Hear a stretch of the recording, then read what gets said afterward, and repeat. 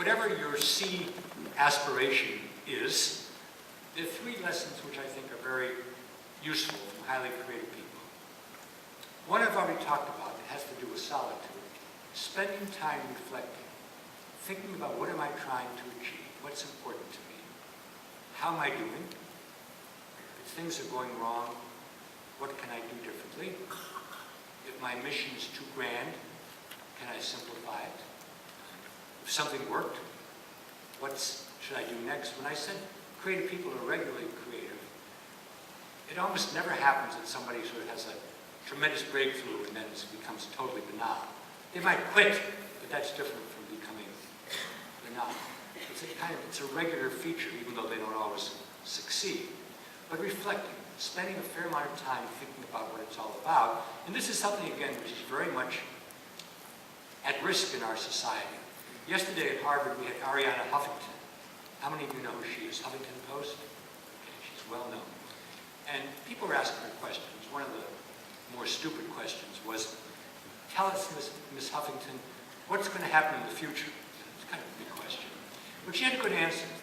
And this actually was on the Harvard website today, so if you care, you can see it or read it. She said, I think in the future people are going to deconnect. That was the word she used.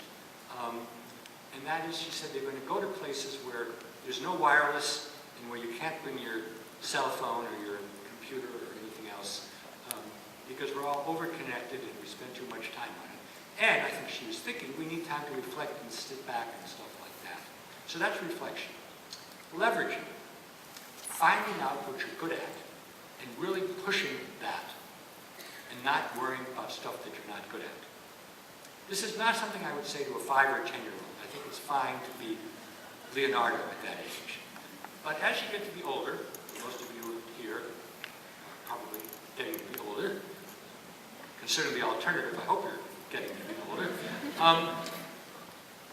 Think about what your competitive advantage is. What is it you can do relatively better than others and really hone in on that. Because if you're good at something, you can help other people with that. And then if they're good at something else, they can help you. If you want to decide to work on stuff that don't have much talent or ability for, that's fine. But you should know that's the decision you make. And there might be consequences to it. So that's leveraging. The most important one, the one that I learned the most from studying these people, is what I call framing. In the background about why I learned so much is I tend to be a pessimist and tend to wallow when things don't go well. That's not good if you want to be creative. Framing means if you're ambitious, you're going to fail. And creative people are ambitious, they take risks, they fail a lot. When you fail, the framer says, this isn't really a failure, this is something I can learn from.